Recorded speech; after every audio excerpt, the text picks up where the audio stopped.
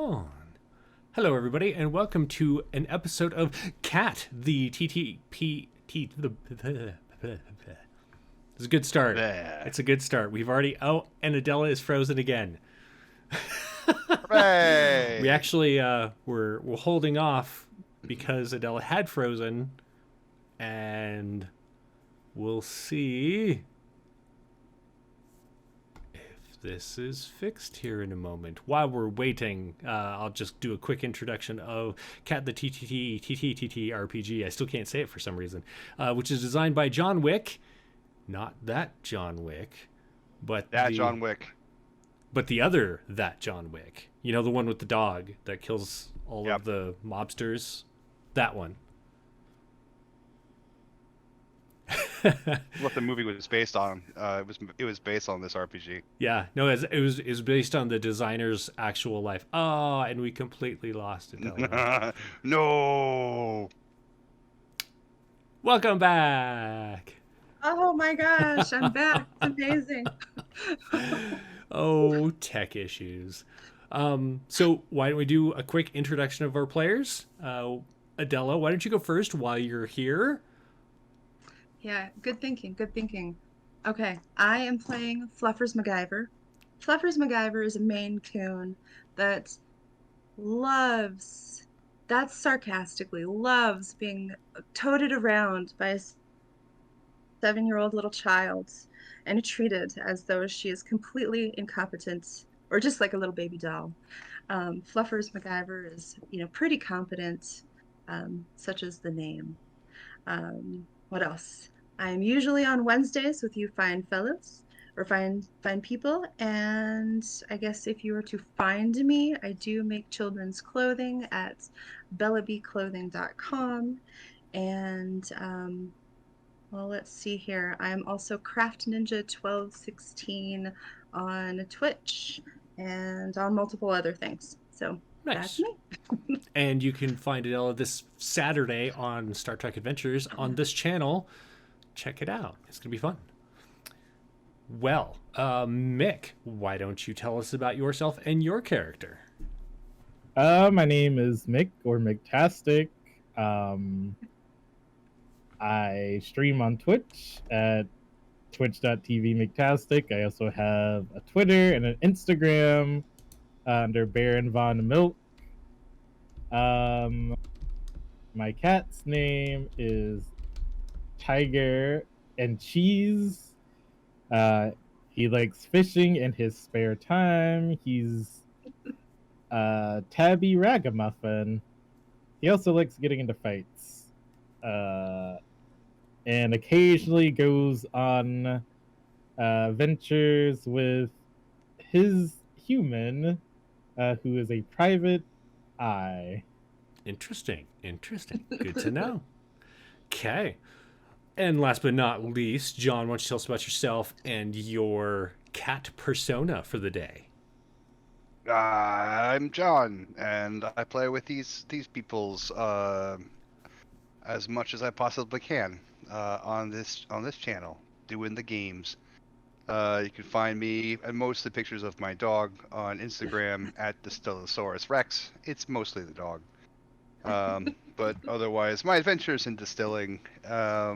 I am playing Mr. Winston Churchill, a heckin' fluff, a big chonk, a Lord Heacommon, big old kitty cat, whose cat name among the cat people is Chairman Meow. He spends most of his time napping, and when he's not napping, he is thinking about napping. And when he is not doing those two things, he is plotting to capture the red light, which he has done many times, but he is plotting about how he's going to do it again. So that one time he caught the red light. Gotta chase that dragon. Right. It takes a lot of plotting to catch the red light. You can't just do it. Yeah, a lot of plotting, a lot of napping about napping, and napping about plotting. It's a whole cycle. Perfect. All right. Well, why don't we jump into it? So we know from our previous discussion during our offline session 0 that Fluffer and Tiger live together in a fairly nice house. You don't really have a lot to compare it to, having, been pretty much in this household for most of your lives. But you are you live in this household and you own two human adults, Tony and Maud. Tony is a private investigator who is gone most of the time. He spends long hours away from the house, and sometimes he takes Tiger with him. And Tiger, you've been on various stakeouts with him, and every so often you're left in the car if he needs to go and check things out. But for the most part, you haven't seen too much action with Tony. There have been a couple of times where he has caught somebody kind of in a bounty hunter kind of way, where he's bringing back somebody who skipped out on their bail or something like that. But most of his job is, watching and taking photos and maybe following somebody. But some of your skills you've kind of, picked up from this human. Meanwhile, Fluffer, you are more taken by Tony and Maud's daughter, Jenny, who is 7 years old and thinks you are the world. Jenny enjoys putting bows in your hair, enjoys dressing you up in different various clothing. She has a little purse that she carries you around in. Maud thinks this is greatly adorable and completely supports this habit. Whether or not you outwardly portray that you enjoy it, one, the purse is very comfortable to be carried around in, and you get a lot of extra treats, especially when Tiger is not there, from Jenny. So both of you have had a pretty decent home life. You know that there are cats in the neighborhood that are feral. They don't have homes. They don't own humans that do their bidding, and so it's kind of a win-win situation for you. You have these servants, these humans that do everything for you while being safe and secure within this house. However, you do know how to get out. Between the two of you, you've devised several ways to go out and meet your friend who lives across the street. And so the house that you live in is actually on the very edge of a neighborhood, and the house faces out towards a main street that goes by the neighborhood. And it's kind of one of those sudden shifts where instead of across the street are more houses, instead there are large brick buildings. Some are apartment buildings, some are various warehouses off in the distance. It's this weird mishmash of oddly shaped buildings, I guess. I mean, they're not really uniform in the way that they fit together in that area. But directly across the street is an apartment building. It's old, kind of falling apart, but on the bottom level is a bodega. It's very brightly colored. There's a lot of brightly colored signage in the windows. The doors are usually open, and there's like music playing that can be heard across the street until around 9 o'clock at night. And above that that little shop is an apartment that you can see, and the apartment has a fairly decent size window. It's a sliding glass door, but it looks out over the street and can see your house. And often you will see a fairly fluffy cat that is Mr. Winston Churchill, as he sits up there and naps in the sunshine. Every so often, the fellow who owns the store downstairs, James, I believe, he will either leave the door open for Mr. Winston Churchill to come outside and sun himself on the patio, or that little sorry, my brain just turned off.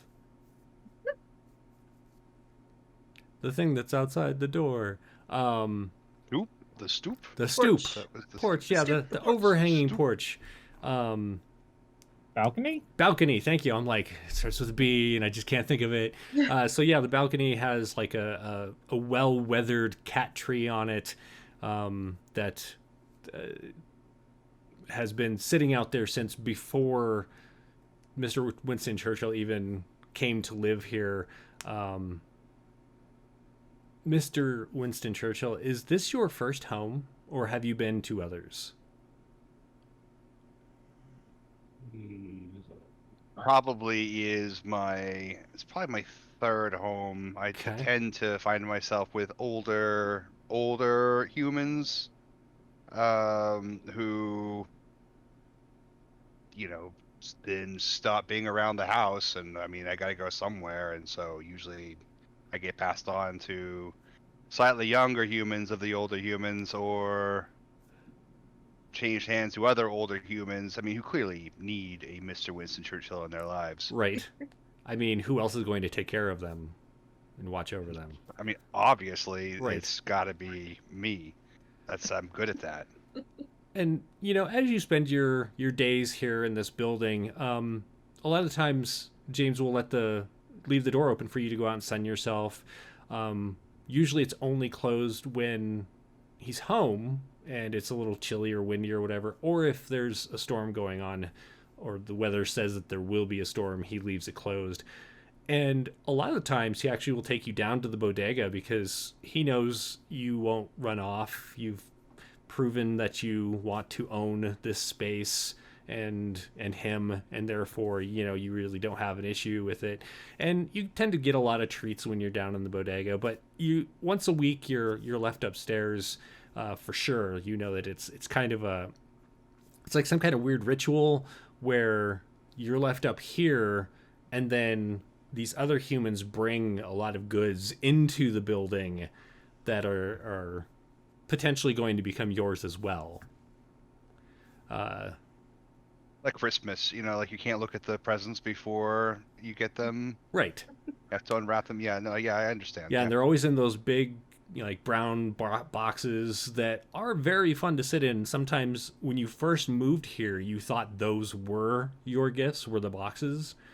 But you found out there are actually things inside the boxes, like bags of crunchy things. Sometimes there are bottles inside with colorful liquids. Lots of different things come in on this truck. And even though today is not one of those days, because there is a storm, you've been left home and the door is closed. Ugh. So outside, this wind is just howling down the street. It's blowing things against the buildings.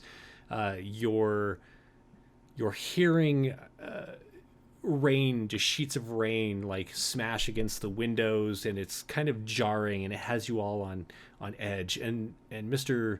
Winston Churchill, you know that this building is haunted. There are definitely spirits that kind of linger around it, and you've done your best to keep James safe from them. But it's kind of nerve-wracking, and even though you're trying to rest and get your nap while you plan for the red dot, every so often you just hear these noises that may be the storm, they may be boggins. You're not really sure what's going on. There's all of this noise. It's very disconcerting.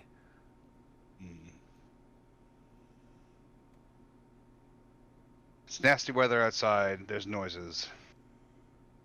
That means I need to get to the uppermost part that I can get to. I need to get elevated.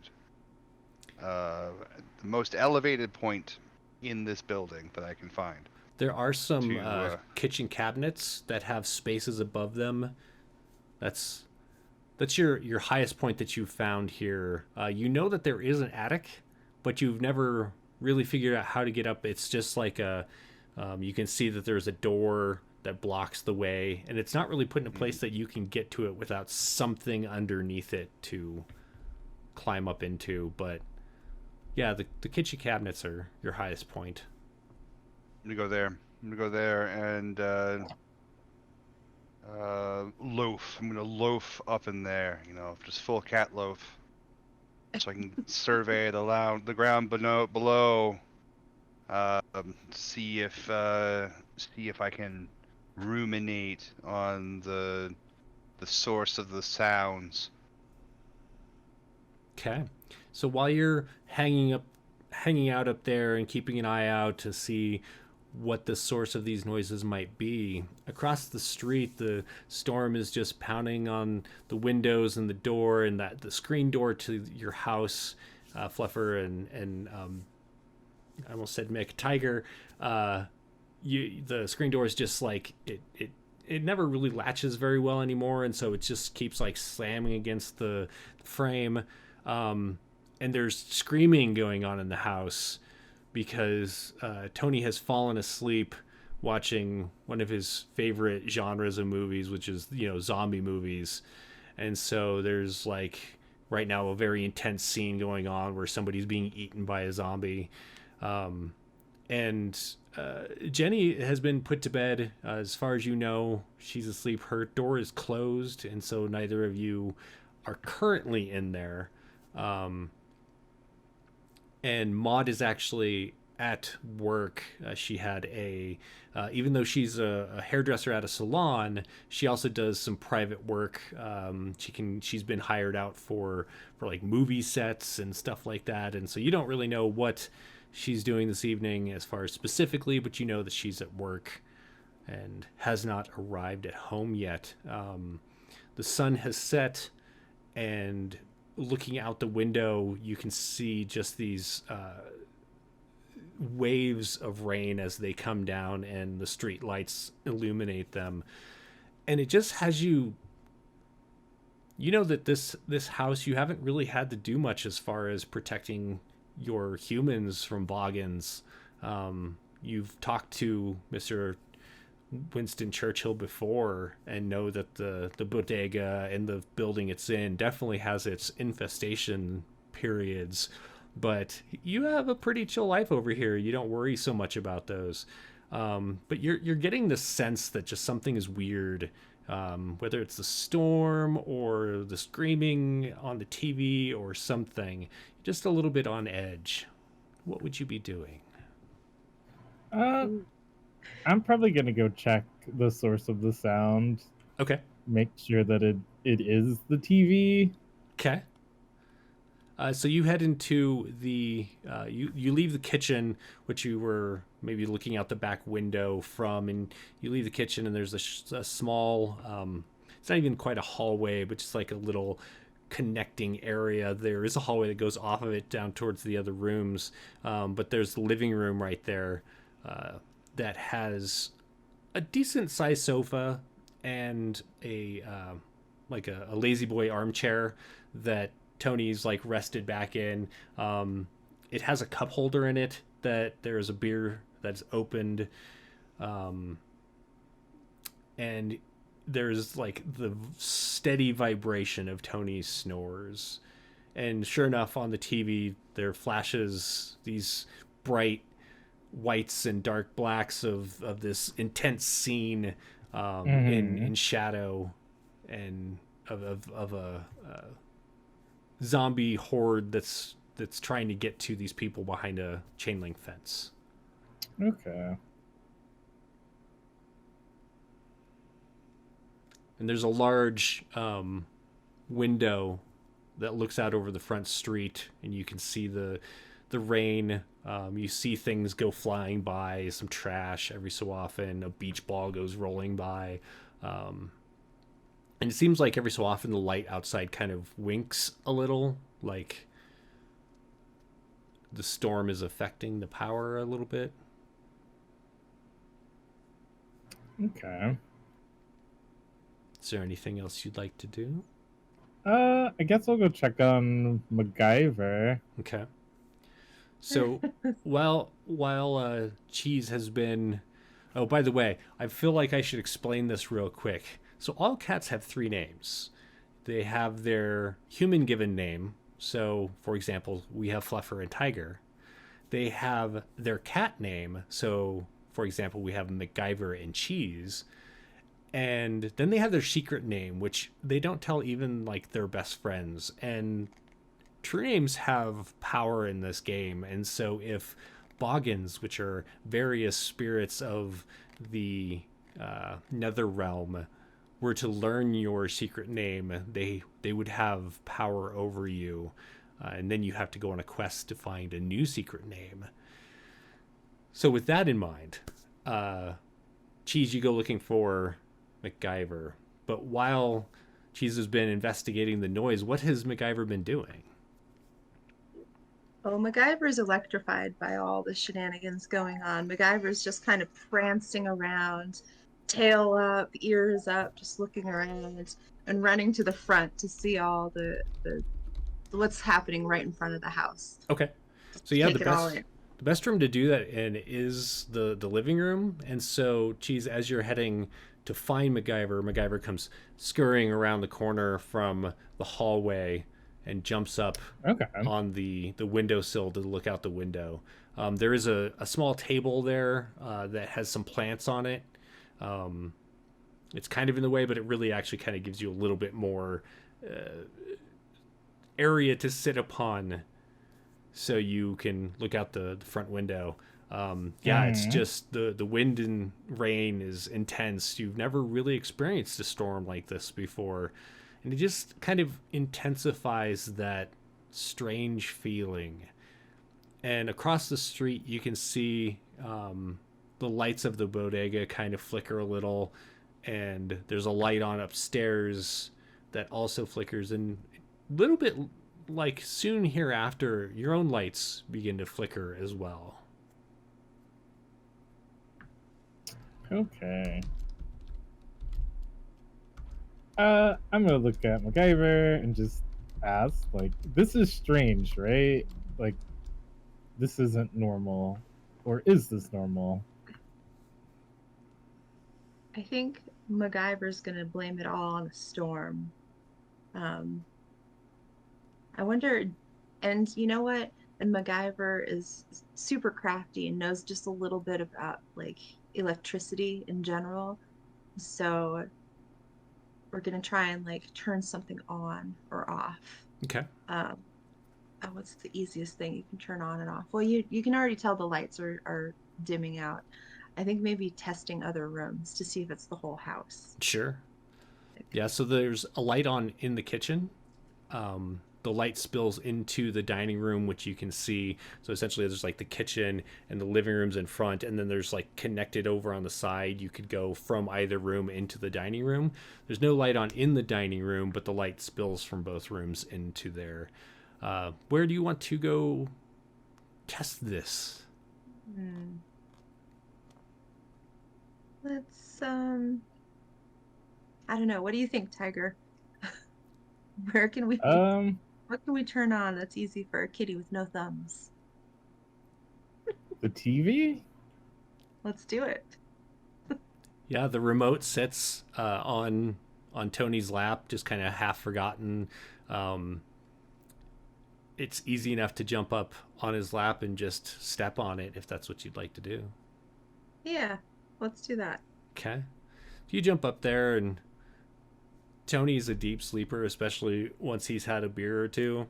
Doesn't really stir. The movie continues at this point. They're not screaming anymore. The people that are on the screen are in some dark building, going up some stairs where there's flickering lights as well. They're flashing on and off in a regular way. And as you step on the remote, the TV turns off.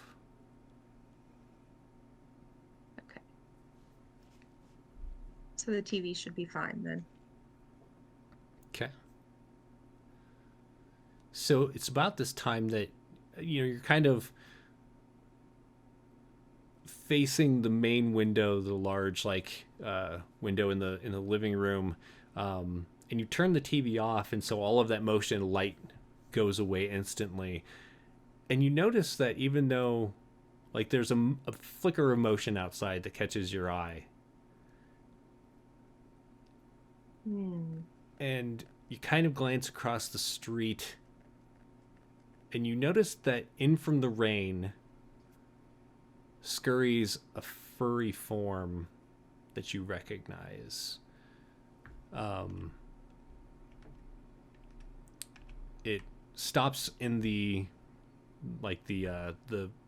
overhang of the bodega, which is not really the best. Like, it's not getting a whole bunch of protection from the rain, but it gives a little bit, and it shakes off, and it actually like stops and looks at your house and just like stares for a minute.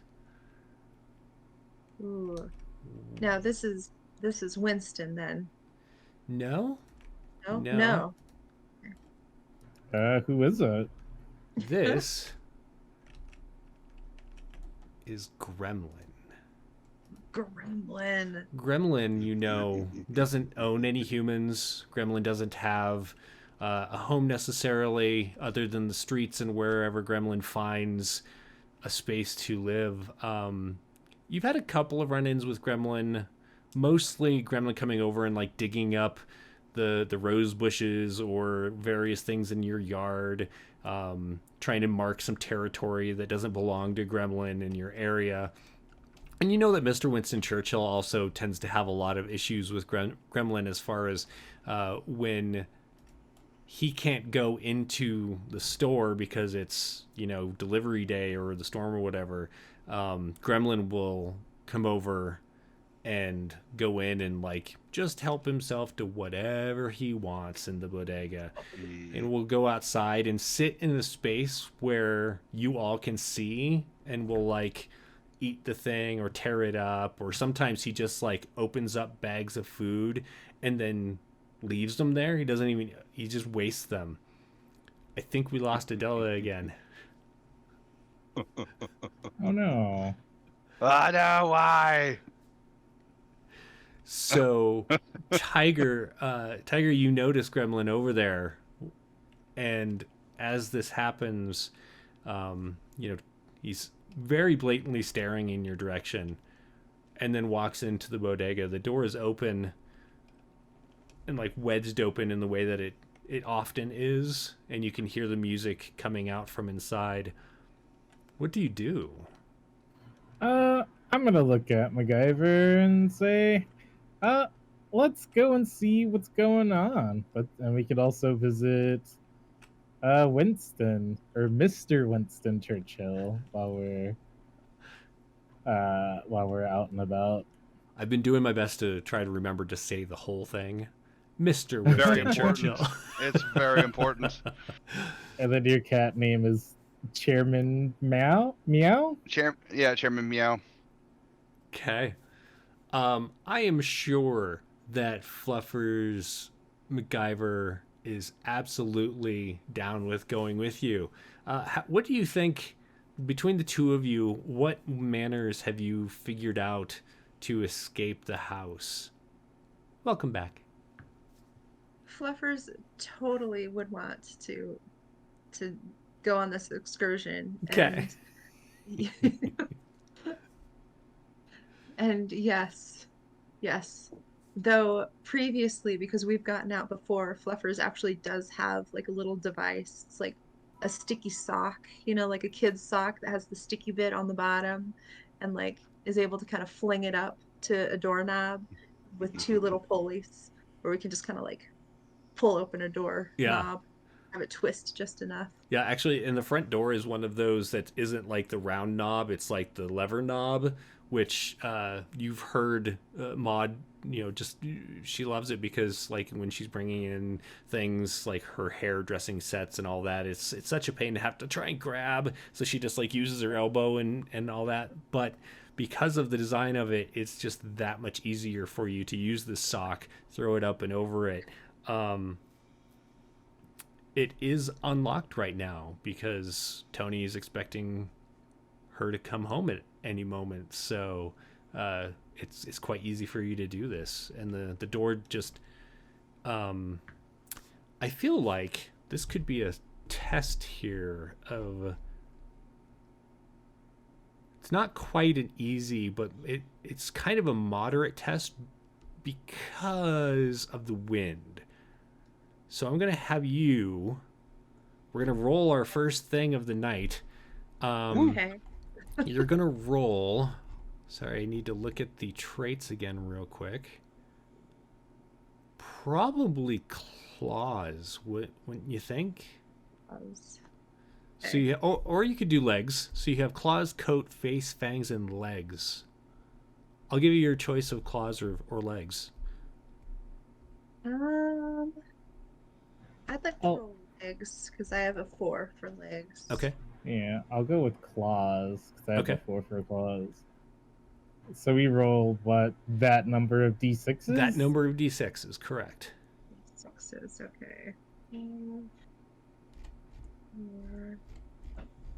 And then you are trying to get a number of even dice. Evens are successes.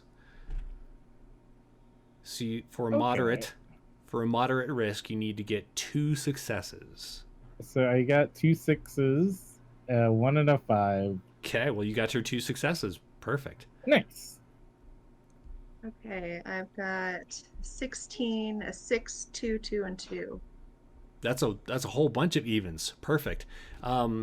So the two of you manage to fling this sock up there, working together. You get the door to open, like you the latch pulls down and you hear it as it scrapes against the inside, and then the door just slams open. And you weren't really expecting this because usually it doesn't do that, but the two of you manage to jump off before there are any the door slams into the wall and you are smooshed in between.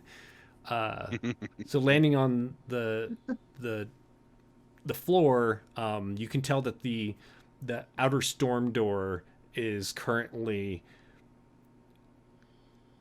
not completely broken off, but is hanging kind of crookedly and is just kind of waving in the wind. Looks like the top hinge snapped from it slamming back and forth. And so some rain and wind is definitely getting inside the house.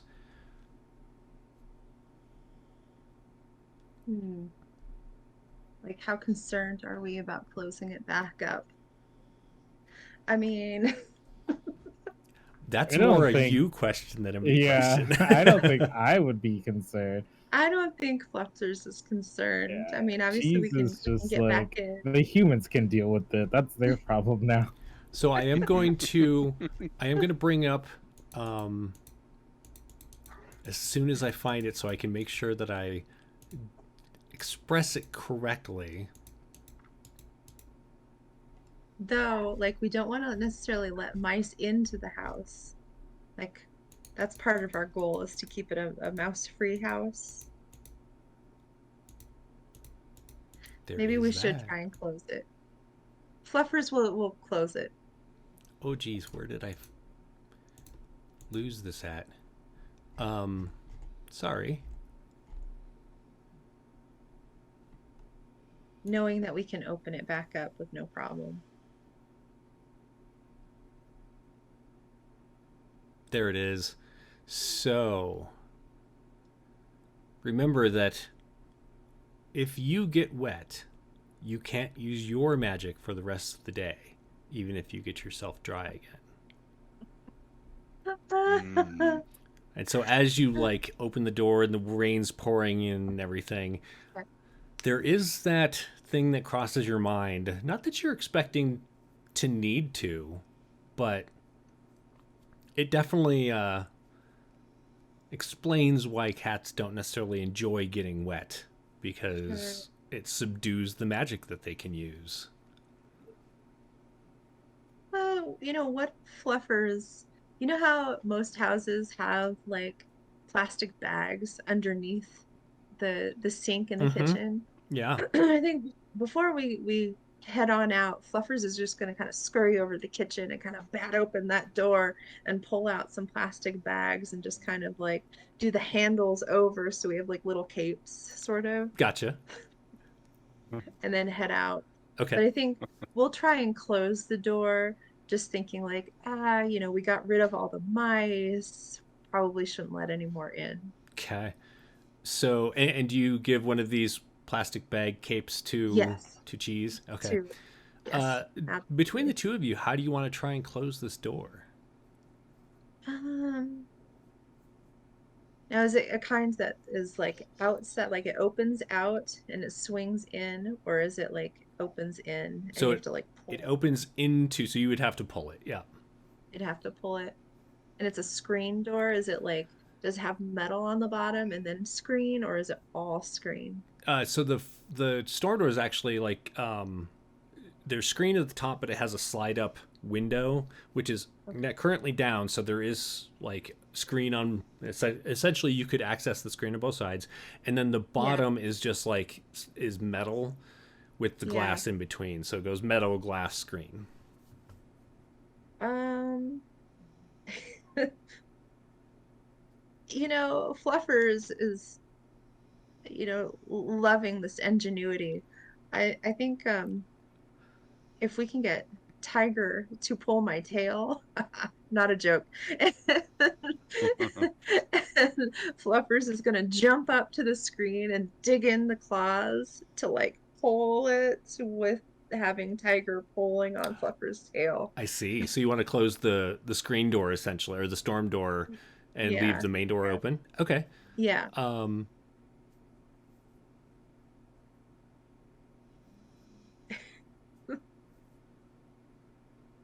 Okay, I'll do it. I'm Okay, trying to decide okay. if this requires. Why don't we do a legs check from Tiger, and a claws from Okay. Okay. Fluffer? So my claws aren't as exciting. So let's see what we get. I get a 3. I got 2, 4, and 6. Nice. So So 3 nice. successes And I have a 5, 6, and 6. and 2 successes. So Perfect. two. It's very uncomfortable having your tail pulled, especially with the storm like kind of stinging through this. It's blowing through the screen of the door, and so even though it is a little bit of protection, it just kind of like splatters the rain all that much more against your face as you're hanging on. But the two of you managed to pull this closed, and your tail is still intact, if a little wet. And the last little bit, you kind of just nudge up into it. The door is still broken, like that top hinge, but it does click shut as you push it shut. Oh boy. Across the street, and you don't see any cars going by. Down the way, you see like some headlights in the distance, but there's no cars directly in the way. The music from the bodega continues to stream out the door, and you don't see any sign of Mr. Winston Churchill poking out from above, nor of Gremlin poking out from the bodega. What do you do? I feel like we would want to get Winston Churchill's attention somehow Hmm. to entice them to come to a window or come out. So I think go to a window or a door and start yowling and scratching. Yeah, you've definitely climbed up. It takes a little bit of risk to get up there, but you've climbed up to the patio that is outside of Mr. Winston Churchill's Hello Kitty Hello. window. So if anyone's climbing up there, I just need you to do a claws check. All right. I'm doing it. 2, 1, and 5. So 1 success. Okay. Oh boy. Ah.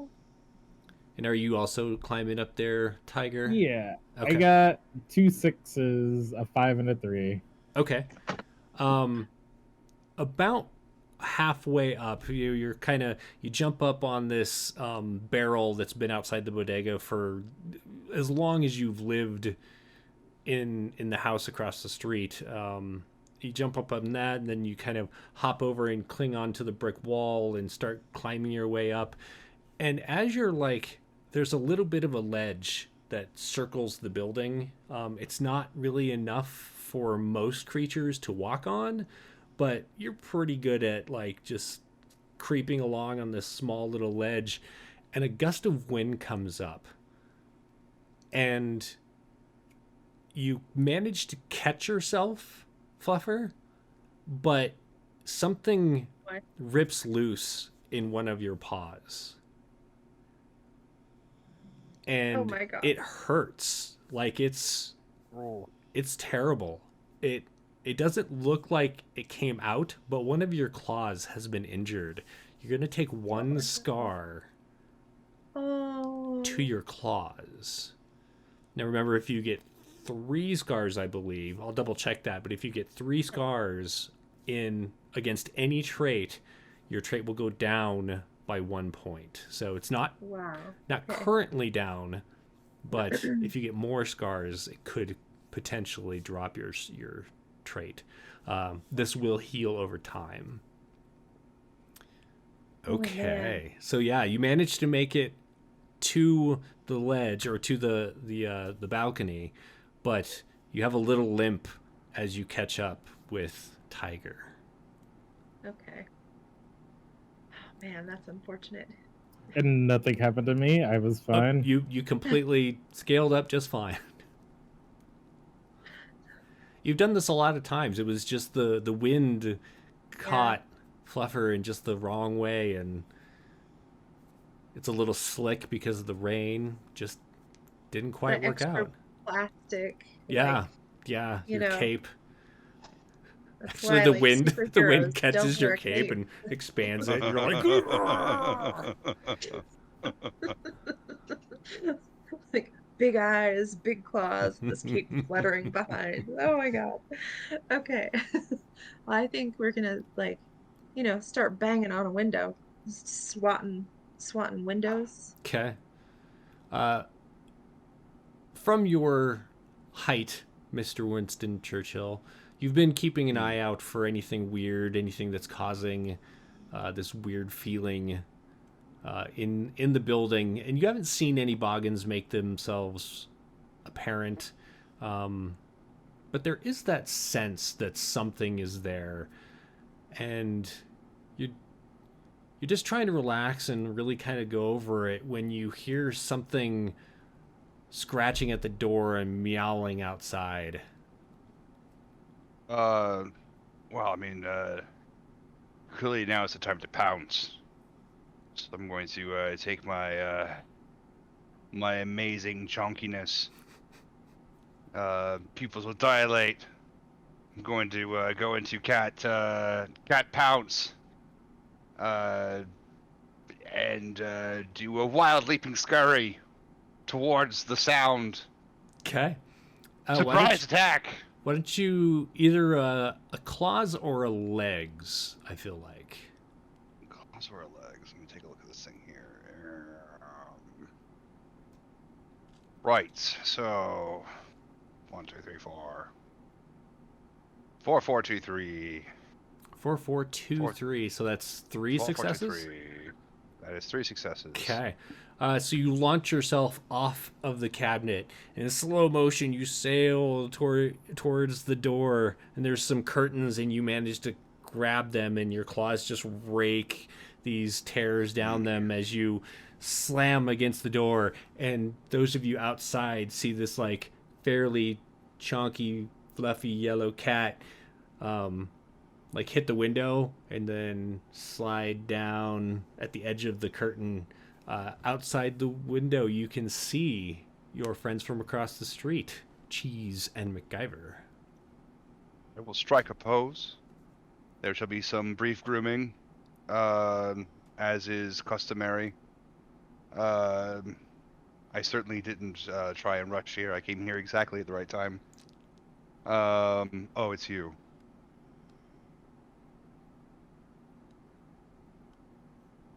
Oh, it's you again. So from through the window, you can hear a muffled, "Oh, it's you." And not a kitty, but a baby. Oh, it's a baby. Is there a way I can open this window to let them in? So it's a sliding glass door, and it is locked. It has like that door. little, like latch. Oh, And to lock it, it would be pulled down. So you have to push the latch up somehow to unlock it. Push the latch up. Let's see. can I magic that thing open? Is that possible? That is a good question. Let's look at the magic rules. Because I feel like will that it? is potentially... Will it to open? Open door. Don't you know who I am? Okay, so you can do door slip, but you have to have a small sacrifice to do it. Small sacrifice. Yeah. And that would be me going through, not them coming in. Correct. But I don't see anything that like essentially makes things move. So you'd have to mechanically somehow, or like physically, unlock it. There a way for me to get down the stairwell towards the bodega? Because there's like an entry down there, yeah? There is. The front door is also locked. And this one has not only like the knob, which is a knob instead of like the latch knob. It also has a deadbolt, which is locked. Oh, God. A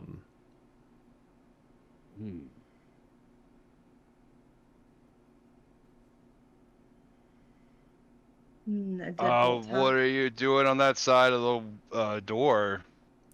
huh? It's wet out there.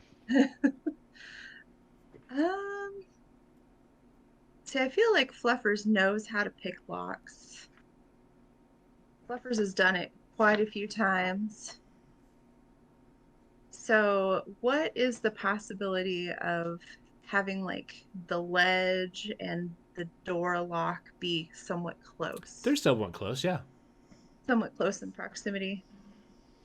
Okay, Fluffers is going to be like, hold on, I got this. And kind of ask Tiger to rummage in her backpack and be like, hey, can you get the pin out for me? And they've done this before. Okay. I'll do it. I feel like this is also a good time to point out that Fluffers is wearing a backpack and Tiger is wearing like a leather jacket, both of which are put on them by Jenny, the 7-year-old. Although Tony completely thinks that your leather jacket is legit. It's pretty cool. Yeah. That's pretty cute. Aww. So yeah, you rummage around in the backpack and you find the tool that Fluffers needs to pick this lock. All right, now I'm not certain how to roll for this. So this is something that I'm known for. Like in our neighborhood, I am known for picking locks. So this is one of your... This is... not traits, names, reputation. Yeah, I think it's your reputation, right?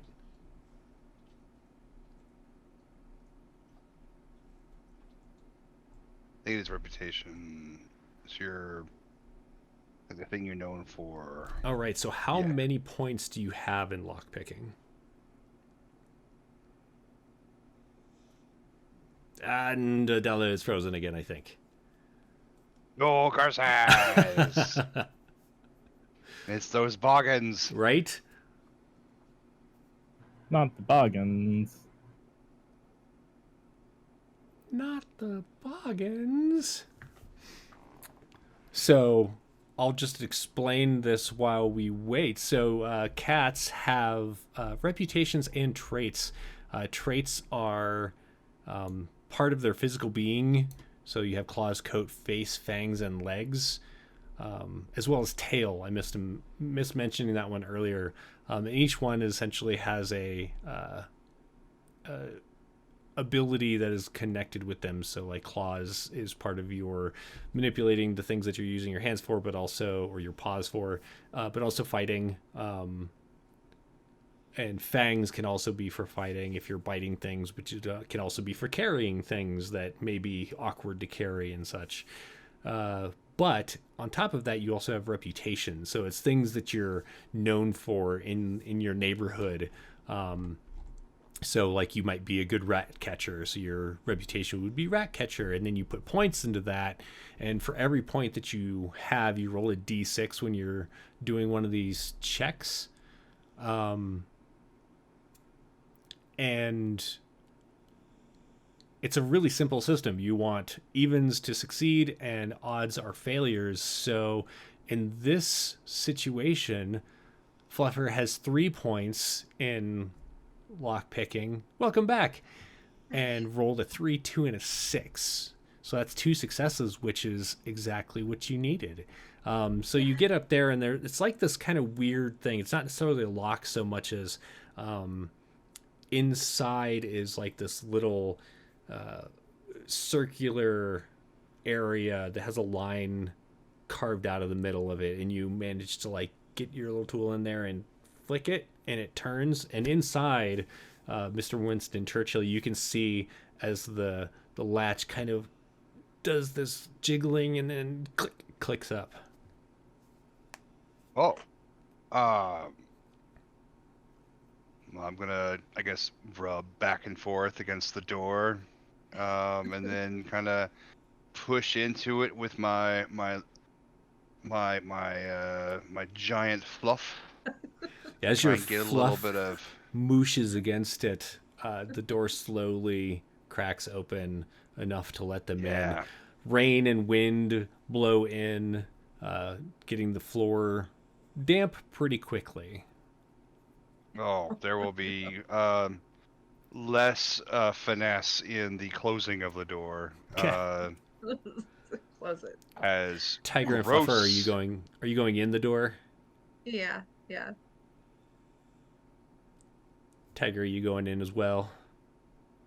Yep. Okay. Yep. All right, so they both come in, and there's just like the intense reek of wet cat as Mr. Winston Churchill quickly pushes, as quickly as he can anyway, pushes the sliding door shut. Outside, the wind continues to howl, but the rain is now just beating against the door. What a relief. Fluffers is gonna start talking immediately, like, and boop Winston kind of on the nose, like come up and then just boop with her nose. Because they're friends. They're all friends. They know each other. And then kind of plop down and start like pawing at her face and just say, like, gossipy style, as if we're at a hairdresser's. Hey, did you see that we see Gollum outside? And our electricity is doing weird stuff. Is everything okay over here? Before we get into that, I must, I guess, compliment the costume, this new costume, this very haute couture, this plastic bag. It's like a movable box, but plastic that you can sit in, but it sits on you. Fascinating. Go and pull a blanket or something, towel off the counter or whatever loose material I can bring over that they can roll in. There's a kitchen towel that's hanging from like the handle of a drawer, and you just easily grab it and pull it off of there, drop it in front of them. So that they can roll on, get their outside yuck off. Ugh, gross. Right. So you said something about something downstairs. Well, I mean, Gollum is running around downstairs and really looked at us. Like, some people, they look at you and then they look away, but he looked at us. It seemed weird. Mm-hmm. Like the kind of look where like, you can't do anything about this kind of look, or like a, what you gonna do about it, or like how you doing? Like what level of like look are we talking about? I'm not totally certain, but it was long. It was too long to be normal. I think Gollum might be up to something. It made me feel weird. Should we fight him? Well, we gotta find him first. He's downstairs still. We should fight him. Well, I mean, we gotta check it out. I mean, do you want to come back out? Out in that? Are you mad?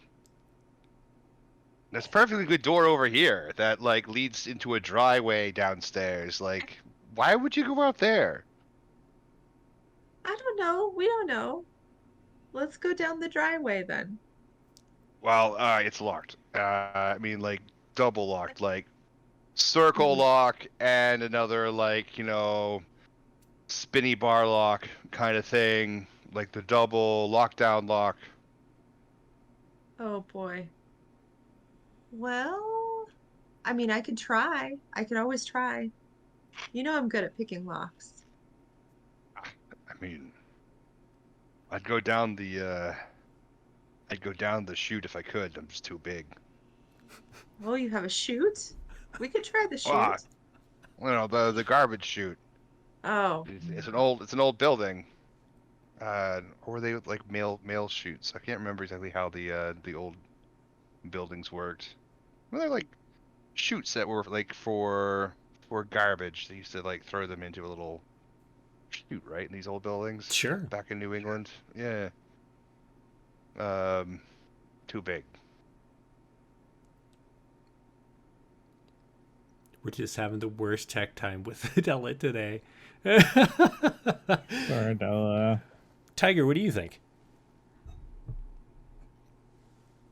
I don't know. The shoot idea sounds like a good idea.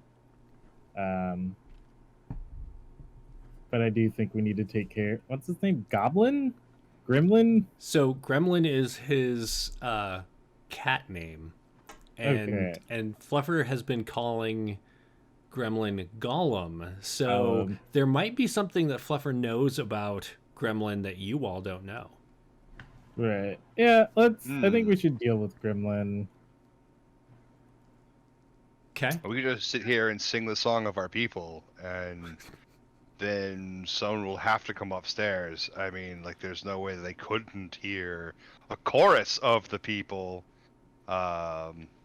singing the truly devastating song of despair. The door is closed.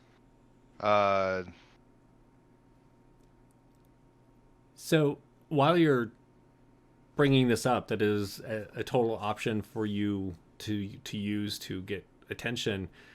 The hair on your tail, on everyone's tail, just goes the entire, and just like in a wave from your spine out to the tip of your tail.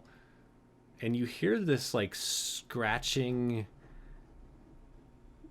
offbeat footfalls in the hallway outside the door of the apartment. Does it sound like a cat, or does it sound like something different?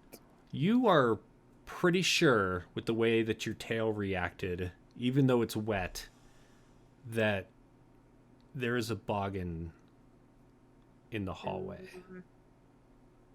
Oh no. And you hear it just like its footsteps get closer to the door, and there's this scratching noise. Maybe it's nails on the floor, or maybe it's dragging its hand against the wall.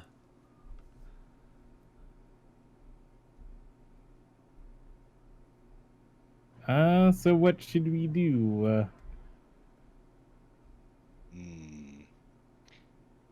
What do we know about boggins? There's a lot of different kinds of boggins. You're not sure what what's waiting outside the door, or what's approaching the door, essentially. But you know that they come from another realm that you can see, but the humans can't. There are other animals. Dogs can sometimes see boggins, but aren't very good at seeing much of the rest of the nether realm that intrudes on your world. And there's a pause outside the door. No pun intended. Pause. There's a pause outside the door, and then the footsteps continue, and the screeching, scratchy noise fades off as it continues down the hallway. Yep. No, Long Johnson. I'm gonna go full Long Johnson on this one. Is it Ron Swanson? Should definitely do something about this door. I keep telling the human to put a cat door there, but the human doesn't seem to be willing to do the necessary modifications to make this house up to code. Hmm. Do you want to try and get the locks open again, Fluffer, or what do you all think? There's the garbage chute idea. Well, if Winston Churchill can't fit in there, it would be nice if all three of us could go down.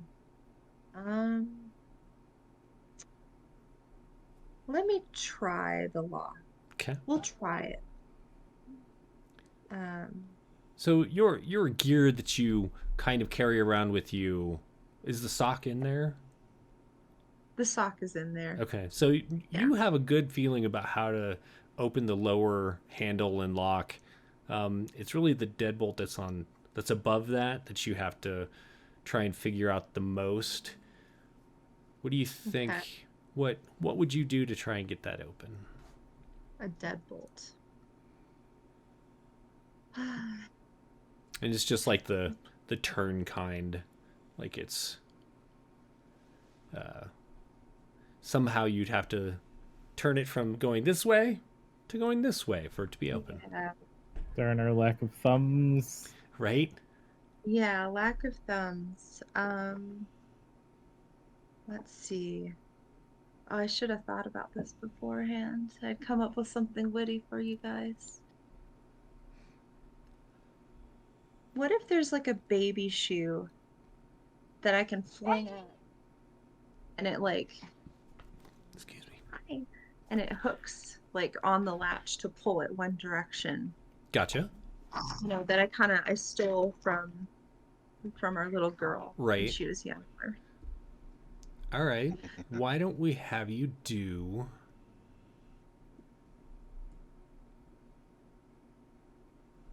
I feel like it's another clause. Let me just Another go through. clause. Putting, climbing, carrying things around.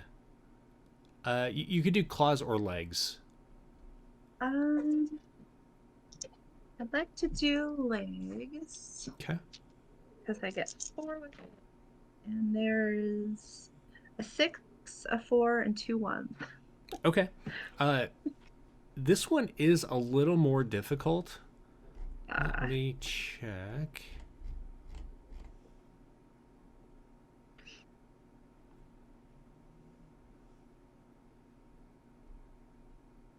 However, it's probably not hard enough to be considered a hard risk. So your 2 successes is what you needed to do this moderate task. So even though it's kind of a weird thing to do, you managed to like jump up and throw it up there, and the shoelaces are dangling down, and then with the help of the others you manage to pull the shoelaces and the shoe pulls over. I will say that it doesn't come off though. Okay. So at least for now, you've lost your baby shoe. Yep. Okay. Oh boy. All right, but it's open. But we open it up. Yeah. All right. Let's. Oh no. What is going on today? So the door swings open, and outside there's no light in the hallway, which Mr. Winston Churchill is a little weird. And you realize that the only light that you're actually seeing right now is coming from the street light outside. The lamp that is left on for you is also out. We'll do a quick sniff check on I guess the immediate vicinity where those scratching sounds were heard. So you definitely smell the presence of the boggin. What do you think that smells like? To a cat? Like cabbage. Smells like cabbage. Cucumber. Cucumber. Oh man, those things are scary too. Yeah, some kind of vegetable. Cucumber, cabbage. Okay. Yeah, there's definitely a reek of it, but you don't see or hear anything in the hall.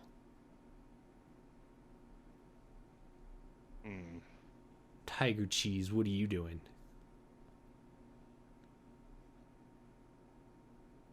I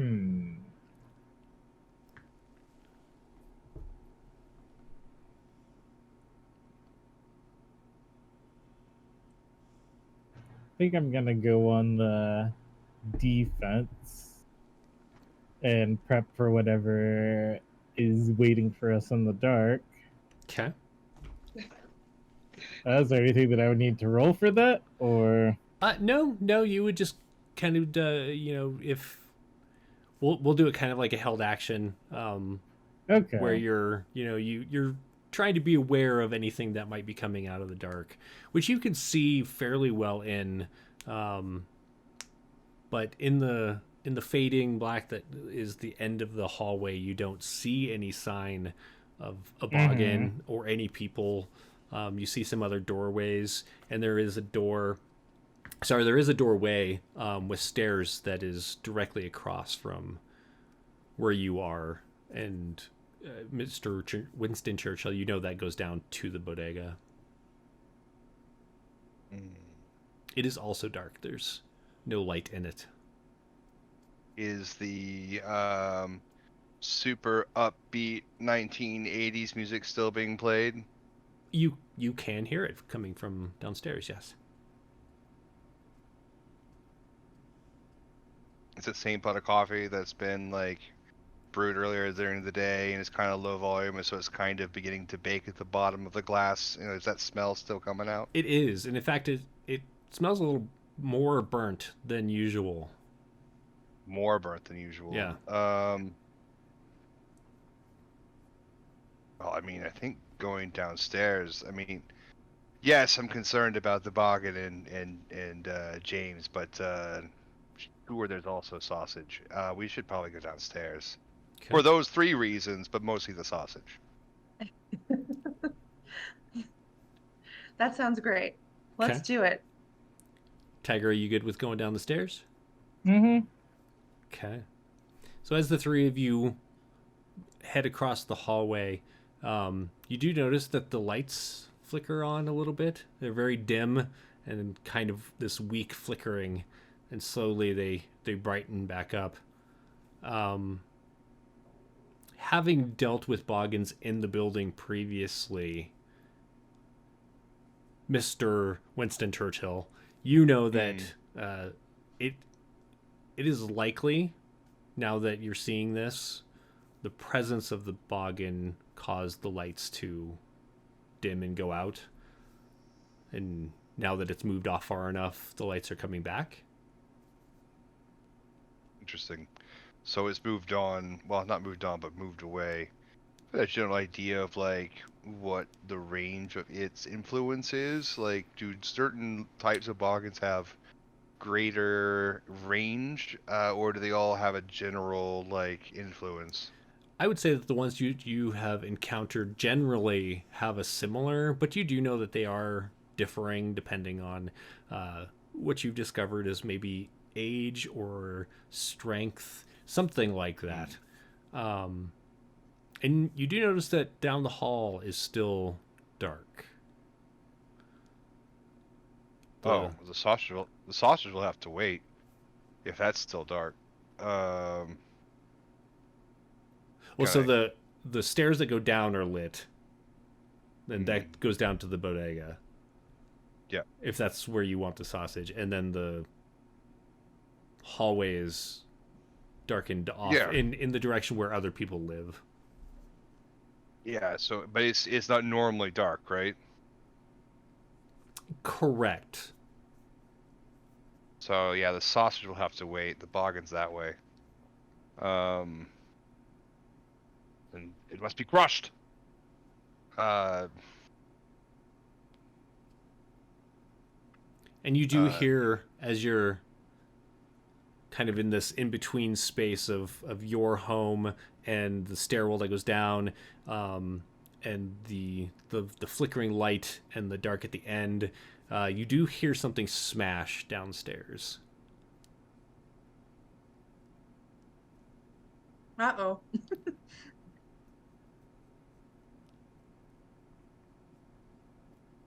Well, I mean, we see well in the dark because we're cats. I say we just go for it. Let's do it. Yeah. Yeah, it's probably Gremlin. Messing things up again. That guy. We're gonna fight him.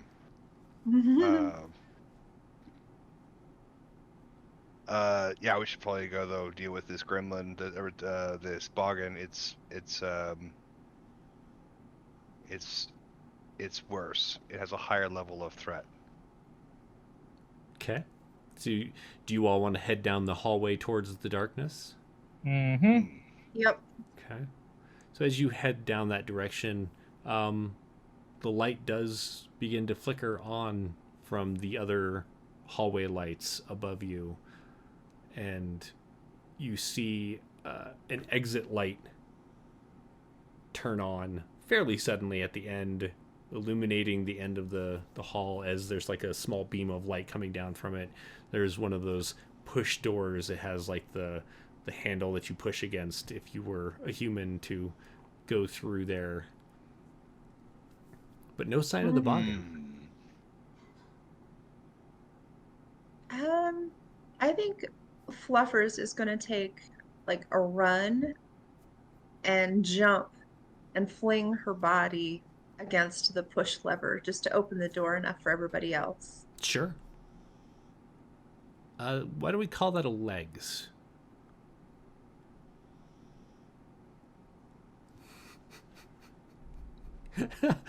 We will have to figure this out before next stream. Does somebody else want to roll a legs to do that, or? My legs aren't great, but I'll try. Sure. I got 1 6. Okay. Well, 1 even, and then a 5 and a 1. So okay. Adela sent me her rolls. She got 2, 2, 4, 1. So the two of you together managed to hit the bar across the door enough to make it open. The door slightly or silently creaks open. Not silently creaks open. Swings open, and as you land, it slowly starts closing again, and you can hear there's like a little piston above that's connected to the door. It's like, so you have time to run through the door if you would like. Go outside? Okay. It does not go outside. It goes into another stairwell. This one, the lights are flickering and coming back on. And it looks more used, but it's more brightly painted than the one that goes down into the bodega, but it's also more used. You can smell more human tracks, I guess, more human presence. But the boggin smell is also in here. Like pretty strong, pretty fresh. About the same as it has been. So you feel like it's moving away from where you are, essentially. Yeah, let's do a scoot. Okay. Yeah. You going down the steps or up the steps? Oh. Oh, like to the roof? There. So you know there are more floors above you. Ah. You're essentially on the second floor, right above the bodega. Can we do a track to see which direction it's traveling? That is a good question. Let's see if there's any traits here that would really help with that. Otherwise, oh yeah, do a face. Do a face. Face. Face. Hold on. Get these dice clear. 1, 2, 3, 4. 2 successes. Nice. It's kind of hard to make out because it is so pungent, but you're pretty sure it went up.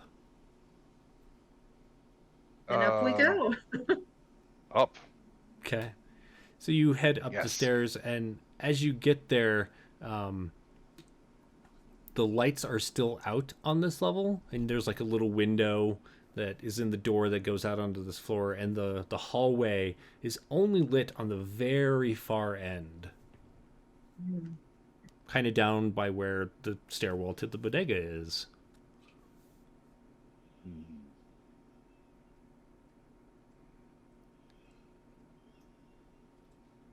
And I then mean, do we those wanna- lights slowly flicker and go out.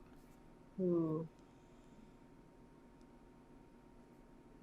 There's some bad vibes. Bad vibes. Bad vibes, yeah. Yeah, Can I'll we get down suss into- out if they're on the floor or if they've gone up further? The boggin?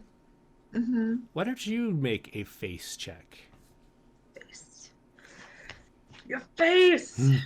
I love how it's called face. What's really entertaining, because I don't know why. 4, 2, and 3. So Sorry, two what was it? successes. 5, 4, 2, and 3. So Okay. 2 successes. So you kind of angle yourself on the steps so you can see through that window, and you're looking in the darkness, and you don't see like a form of anything. If anything, it's just like the darkness itself is just spreading down the hallway. Oh, that seems bad.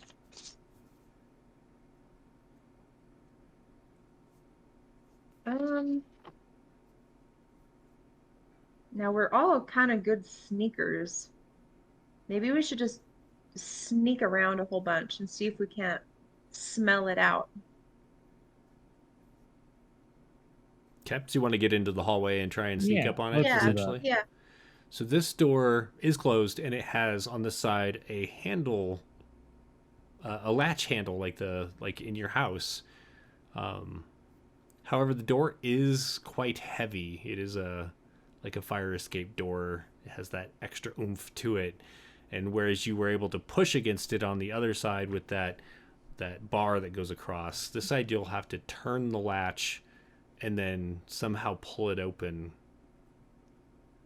Is there another door across the way to, like, if we had rope to use as leverage to yank it? Or a door that's close enough that we could kind of... No, so you're in a fire escape stairwell essentially, but there are railings, like metal railings in there that, so essentially if I'm understanding what you're saying, you want to tie a rope to, or like loop the rope onto the Yes. the On the latch on the and- latch. right, and then like if you were to run it through the railing and then pull using the leverage of that, is that what I'm... That's what I'm looking to do. Okay. Like, kind of put it where you'd put it over the railing, so you could, in theory, like bite it and kind of yank down with your kitty weight and kind of back paw. So yeah.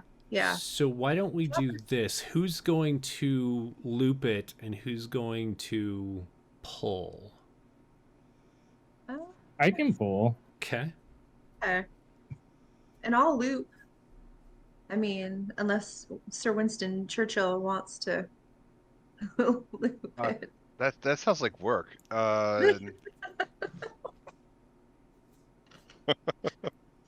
I will supervise. While I groom. Although it's kind of like one of those like weird like quick jerky grooming, like things that cats do when they're frustrated or they've been caught doing a thing. I'm grooming just because I have nothing else that I can do to like hide the fact that I'm mad at you. Yeah. Okay. So, Fluffer, why don't you do a legs Okay. to loop it in a manner that will succeed? All right. 2, 2, 4, and a 5. Nice. Yeah, so you easily fling it up there. It loops around and you bring it over and loop it around the railing itself. And then Tiger, why don't you do a fangs check? First fangs of the game.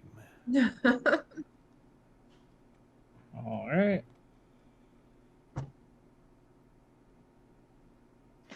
I got 6, 2, and 2. Perfect. Yeah, you easily just pulling back on the rope with your fangs. It made the door so much easier to pull this way rather than trying to like pull it directly. And it also has that like slow closing piston, so you can either leave the rope here, you could like try and wrap it to leave the door open, or you can let it go and go through the door before it closes. What would you like to do? Scurry through the door. Okay. Is everyone scurrying through the door then? Yeah, I'm gonna lean up against the door with my Yep. heckin' chonk, my big floof. See if I can't like bat the rope in such a way to where when the door closes it doesn't latch. I see. Yeah, totally. Okay, so while you do that and you're trying to arrange the rope a little bit there, you notice that the stairwell light flickers back on. And the rest of you are in the hallway.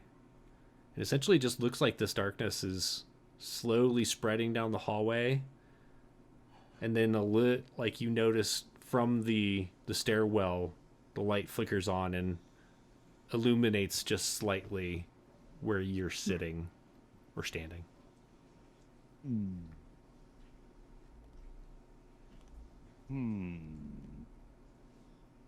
And I will This say is like that you. bad guy stuff from the movies. I'm sorry, what's that? This is like bad guy stuff from the movies. Right? The evil force. I will say that there is, in your experiences with boggins, you've never encountered something like this.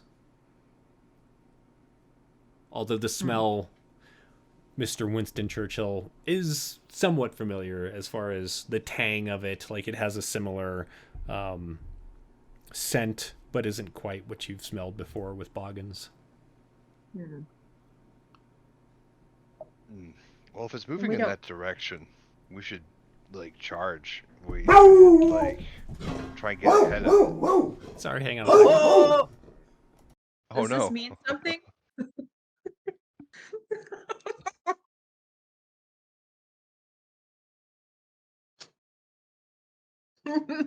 Oh. Oh boy. It's like a package gets delivered. Well, I mean, we might as well like we're the defenders right now. We might as well go whole hog in. Just mad scurry forward. Yeah, mad scurry forward, but like kind of sneaky. And it looks like, I mean, for the most part, we're all really good at sneak. I have a 5 on my tail, so that means that I'm like, I've got a lot of good sneak. I can get around in dark areas pretty well. I don't know. Well, I figure if I like just go like bounding forward, like just all of my floof, floofing, it'll be a good distraction for sneakers to sneak. Okay, so you just want to Um, bound down and let them Yeah. sneak up? Yeah. Okay. Why don't you make a coat check? Ooh. That's just Mr. For the sneak. Yeah, no, it's a you're gonna do a coat check. Essentially, you're trying to bound down and maintain attention, correct? Yeah. Okay, Your yeah. coat. All right. I have a fabulous coat. Oh. Oh, 1, 4, 3, and 5. That's 1 success. Okay. I mean, you are a big chunky cat. It's not that hard to pay attention to you. So for your sneak, Tiger, are you also sneaking? So each of I you am. are going to have an advantage die. So you're going to roll. Let's do legs, and add an extra d6 to your roll. I got 3 5s and a 6, so. So 1 success. Mm-hmm. Okay. I've got a good one. 4, 2, 2, 6, and a 3. So I have a 4 for success. Wow. Okay. So as Mr. Winston Churchill goes bounding down, he kind of disappears from your view for a moment as he goes into this darkness. And now you can see through the darkness. It's not like a solid pane, but all of a sudden it's like he's not there. You lose sight of his shape, and you jump forward and try to like sneak up on whatever it is that may have taken him or whatever, but there's nothing there. There's just the open space of the hallway. And then as you like kind of collide with him, Tiger, you realize that you just couldn't see him. It's just so dark right here.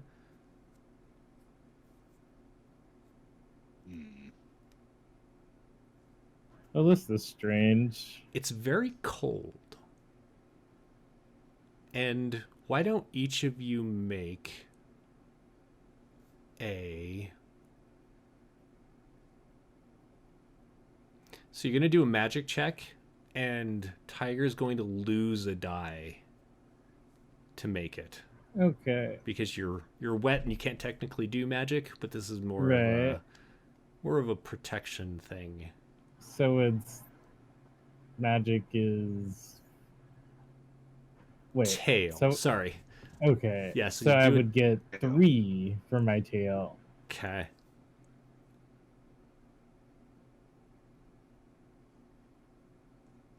All right. So I got 2 5s and a 4. Okay.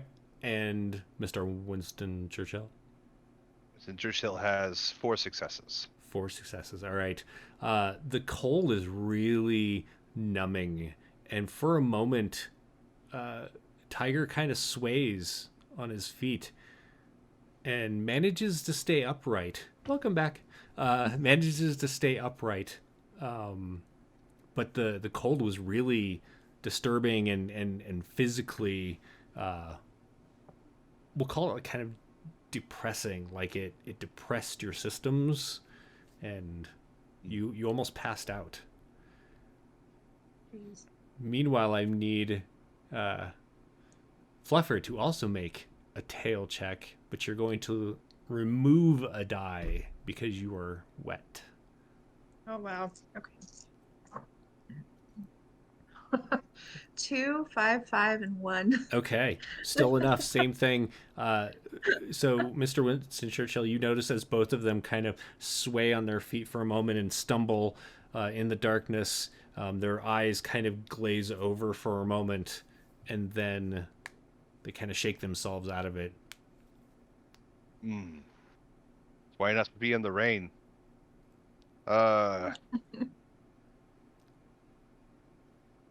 Maybe we should set the house on fire. That'll warm it up.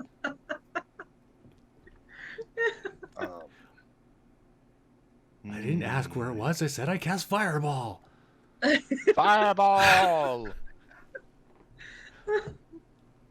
Um. Hmm.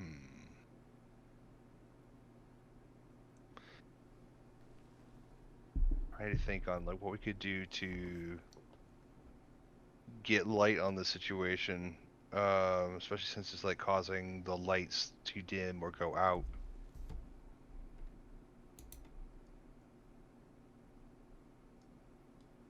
Does it still mean, it seem like makes it's me moving think. forward? Oh, I'm sorry, what was that?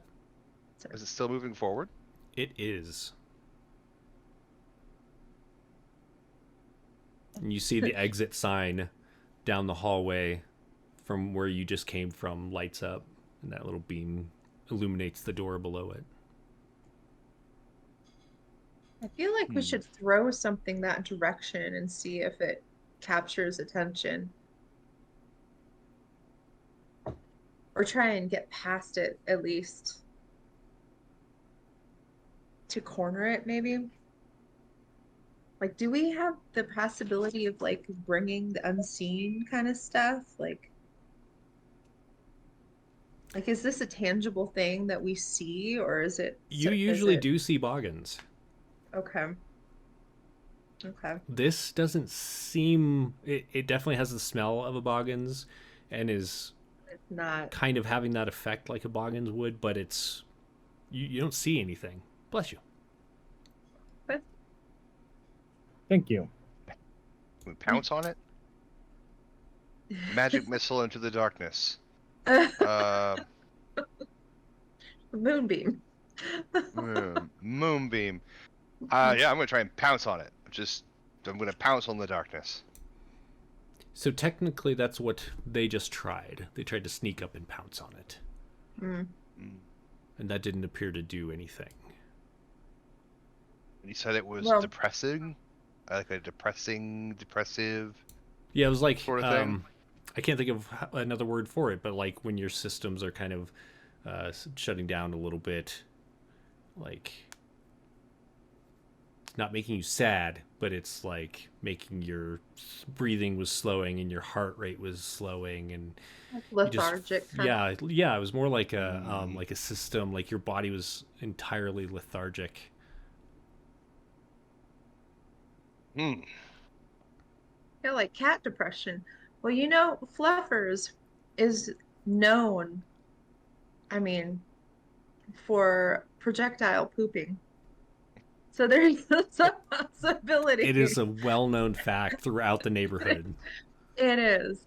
Fluffers actually suffers from some indigestion issues and often has IBS. to, make a run for it to contain the projectile pooping. But in certain occasions, it's actually come in really handy and has, gained, quite the reputation.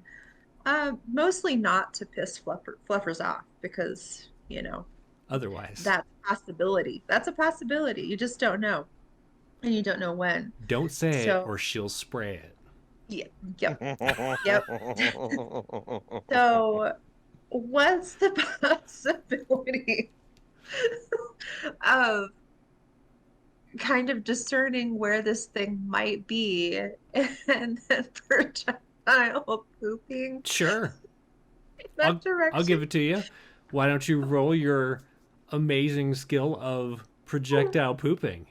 How many dice did you put into that, out of curiosity? I'm curious. It's just 2. Oh, okay. Because I only have 3 things that I'm known for, and the lock picker I put as above it. Gotcha. What's the other thing you're known for? Stealthy paw. Very stealthy. Right. Mhm. Well, we have a 4 and we have a 2. So 2 successes. That's Excellent. that's something. So the two of you see Fluffers preparing. You know what's going on. She is well known for this. So you There's an hustle out of the expression. way, right? I feel like the expression is like total seriousness, like about to like go to town on somebody, and she turns around and faces the exit and glances over her shoulder as the two of you move out of the way, and then just hoses the area down the hallway. It's mostly Fluffers doesn't often have solid poop anyway because of her IBS, but there are some chunks that kind of splatter as you hose down where you think the boggins is. It doesn't like coat anything to like reveal an invisible creature or something like that. But there's definitely like a sudden addition of smells to this hallway. So now you have Fluffer's IBS issues on top of the kind of like rotten cabbage cucumber smell. Disgusting. All right, that's not helpful then. It wasn't helpful. It's just... And the darkness kind of stops for a moment. And then fades away. And the lights come back on. And when they come back on, it's like in this like jerking manner instead of just kind of like fading back on and maybe blinking. It's like kind of this like violent flashing, and then they strobe, flare really bright, and then go away. Mm-hmm. Wow. Does that mean that it's gone, or retreated for a moment? Maybe retreated. Because wouldn't you? Whew. Well, I mean, it's all right. The humans will clean it up. It's fine.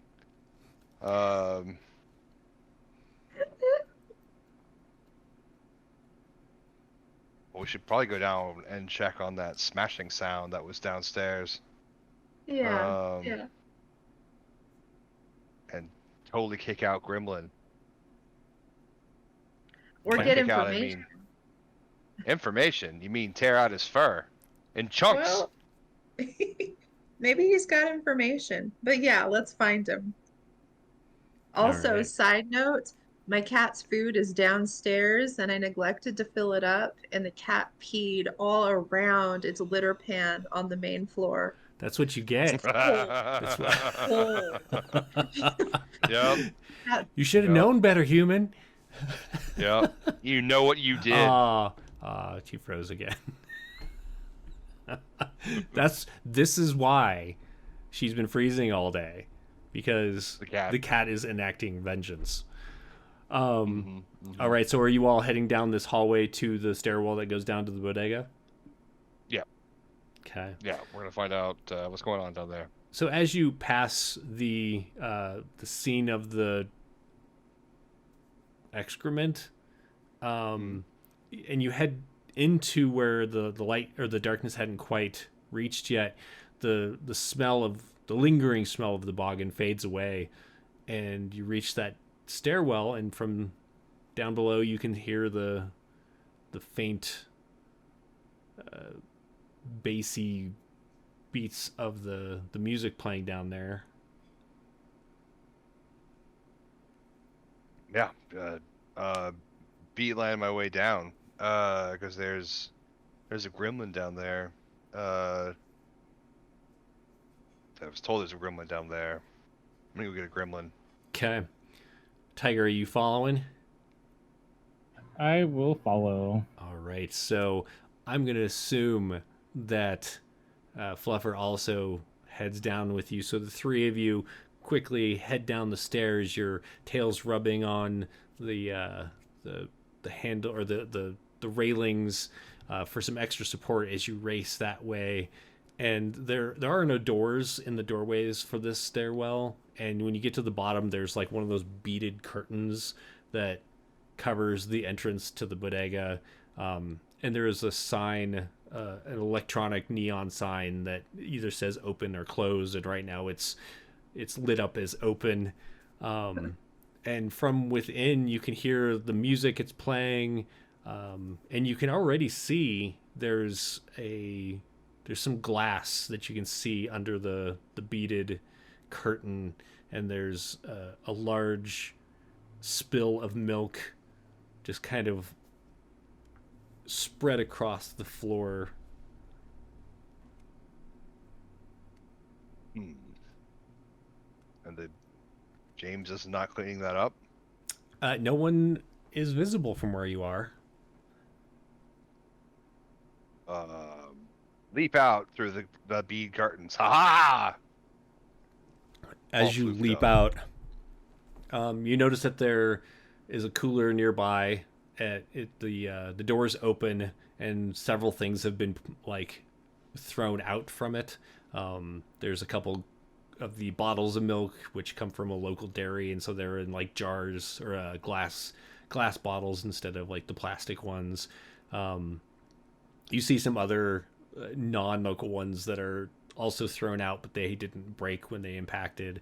A couple other doors are open further that you can't see if there is anything that came out of it, but directly across from you is an aisle that goes down, has like bags of chips and some various jars of salsa and stuff like that, and boxes of crackers, and several of these things have been like tossed off. And you see sitting up on top of the display on the right is Gremlin, who is currently like preening and cleaning his like kind of splotchy fur. Having seen Gremlin before, you know that he's missing large patches of fur. Very skinny, and he's just kind of watching you as he licks his paw and runs it over his hair. His tail's moving in a very like antagonistic manner.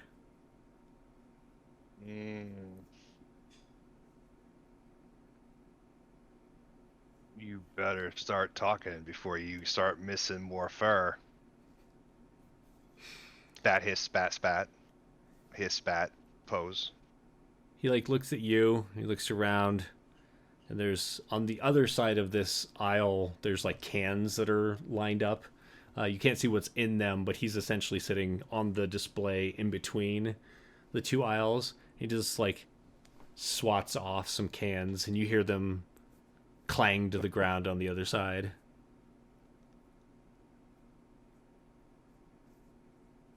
That's it. Ah! Ah!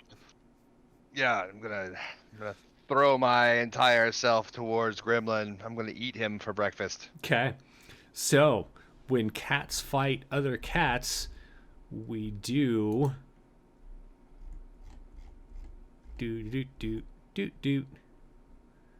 you are going to roll either your fangs or your claws depending on how you're doing this. Oh, it's claws all the way. We're gonna go for some chunks. Okay, so that's 3. Let's close out. Rah, rah. 1, 2, 3. 5, 6, 2. So 2. 2 and 2. All right. So,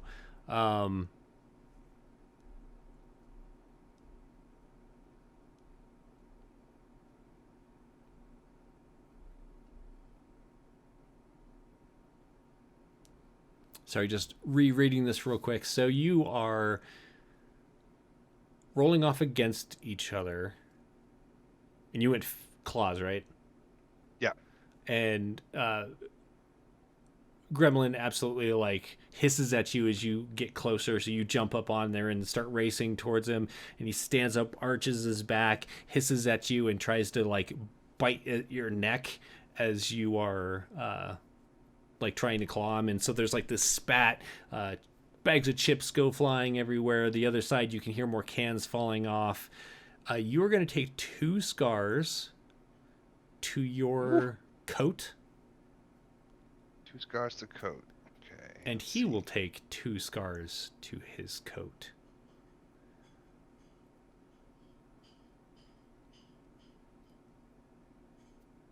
Neither of you seem to have won this display of dominance. Oh. Yeah, I'll growl and arch. I mean, as well as I can. I'm a very large cat. Yeah. And kind of try and impress him with my bulk. like it'd be a war of attrition, but I'll take him out. Eat him for lunch. Gotcha. So are you going to attack again, or are you trying to like intimidate him? I'm gonna try and intimidate him. You know, I think cat fights are in bursts, so Yeah. try and intimidate him. Why don't you do and show I've got some backup. Why don't you do a coat check? Coat check. Do I do any negatives because of the scars? No, not yet, because you've only got 2. If you get 3, then you will drop your coat down 1. Okay, 6, 2, 4, 5, so 3. Okay.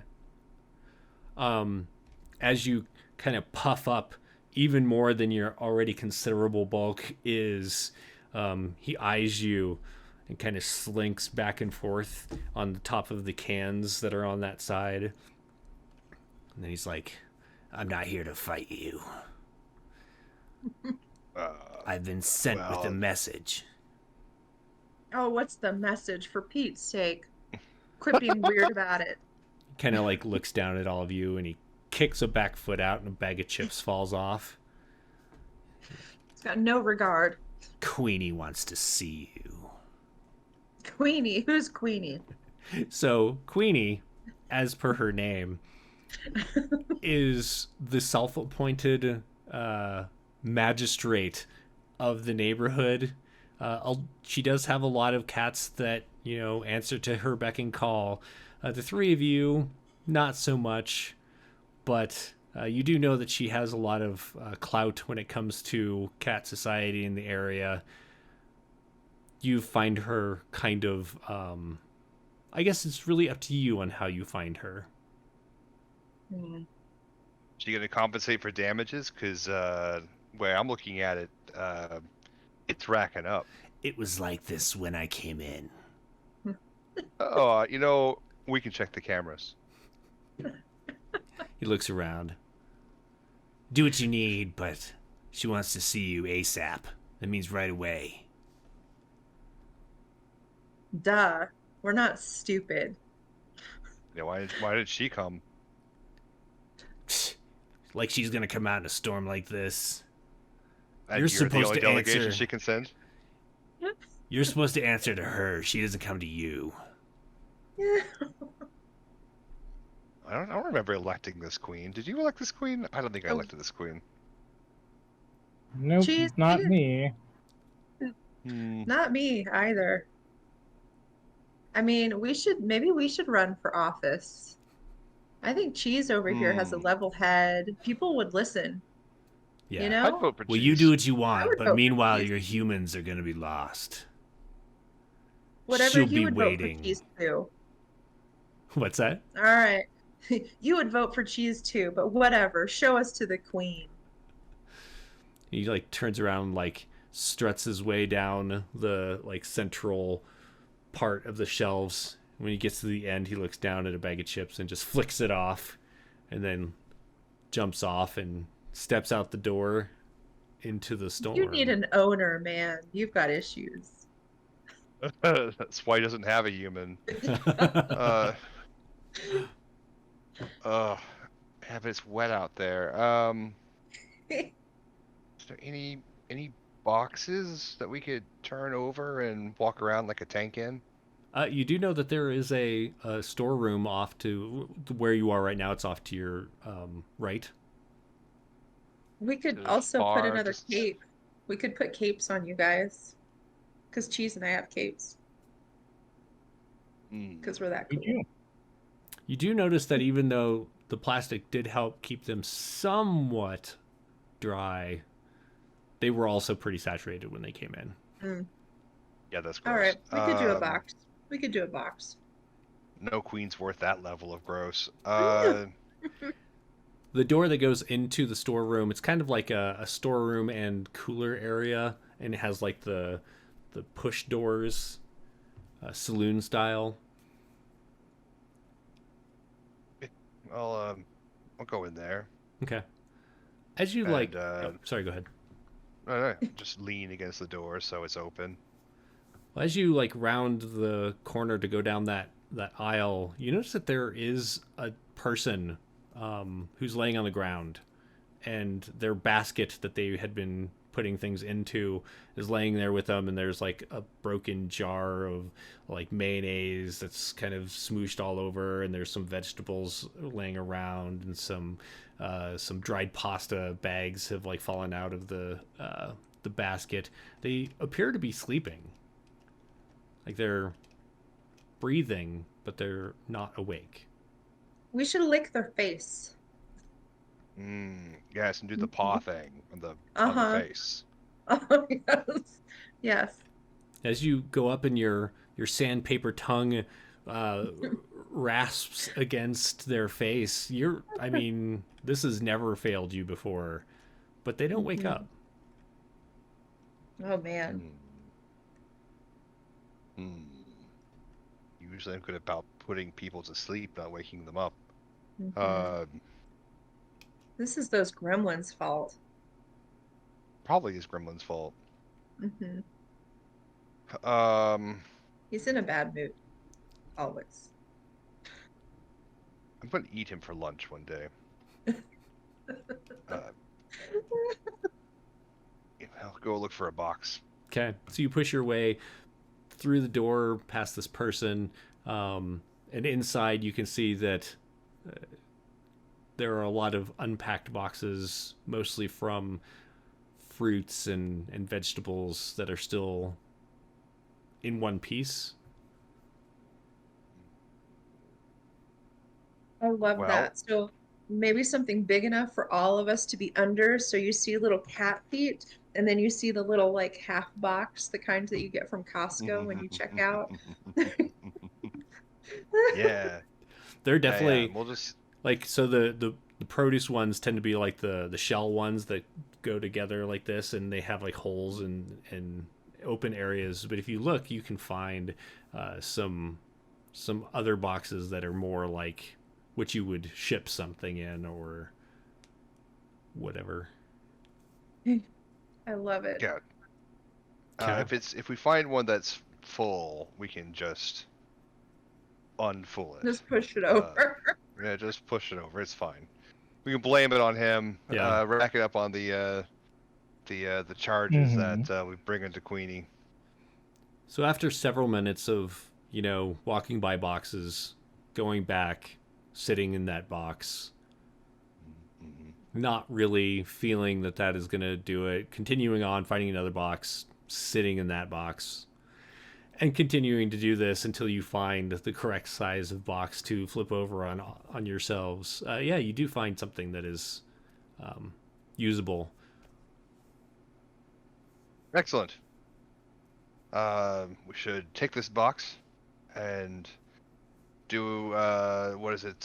Snake, super snake, steel, something steel, snake, solid snake it. Those snakes, they're clever. Snake. Yeah. Very clever. I mean, either Adela is super serious right now, or she's frozen again. She's frozen again. Yeah. While this has been going on, Tiger, what have you been up to?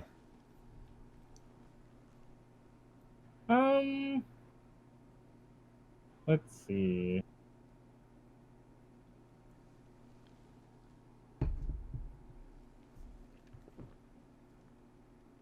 I think I'll eat the chips that Gremlin knocked over. Sure.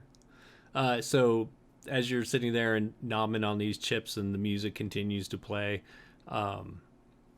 sooner or later they drag this decent sized box through the swinging doors,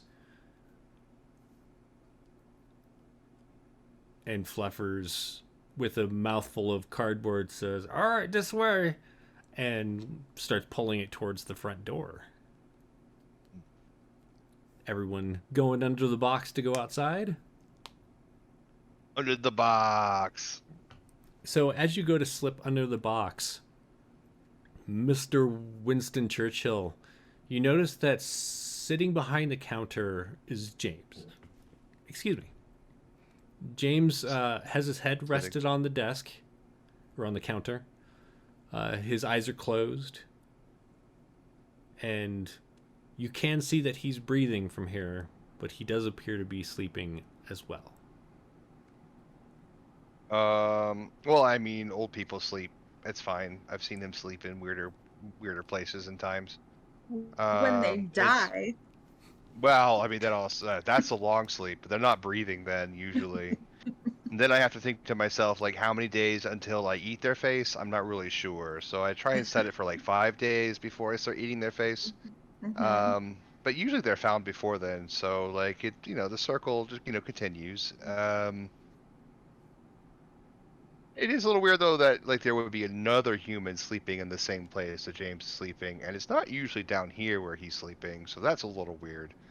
I'll give him 5 days before I eat his face. We should go see Queenie. Still So breathing, it's fine. as you slip under the box to head out into the stormy night, and Elton John's Circle of Life is playing over the speakers, we will fade to black for this episode of Cat, the RPG. I wasn't totally sure how far you guys were going to get today, and so I planned for 2 episodes, and it looks like it will be at least 2 episodes. So very cool. I'm excited to see what you all do next.